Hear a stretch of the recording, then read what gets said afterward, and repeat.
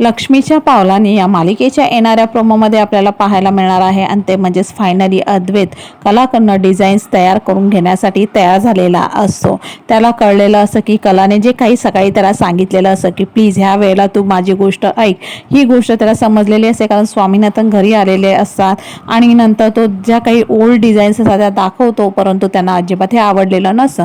ते म्हणत असतात की जर आपल्याला डील पक्की करायची असेल तर तुमची जी नवीन डिझायनर होती तिच्याकडनंच मला डिझाईन पाहिजे आहेत असं ते मात्र अडूनच बसलेले असतात। अद्वेला काही कळत नसतं आणि म्हणून तो म्हणत असतो की ह्या वेळेला मला हिची मदत घ्यावीच लागणार आणि म्हणूनच तो तिला डिझाईन करण्याकरता आता सांगणार असतो, पण तो सांगायचं कसं हा मोठा प्रश्न त्याच्यासमोर उभा राहिलेला असतो कारण त्याने खूप यापूर्वी कलाला बोललेला असतो की मला अजिबात तुझी मदत नको वगैरे वगैरे खूप बोलत असतो।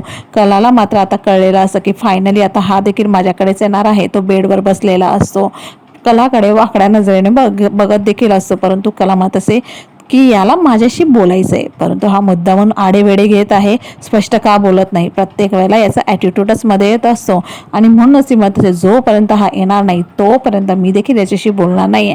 याला माझ्याबरोबर आता काम करायचं आहे, हे कोणत्या तोंडाने तो माझ्याशी बोलणार बरं, असं ती विचार करते आणि मनोमन हसायला लागलेली असते।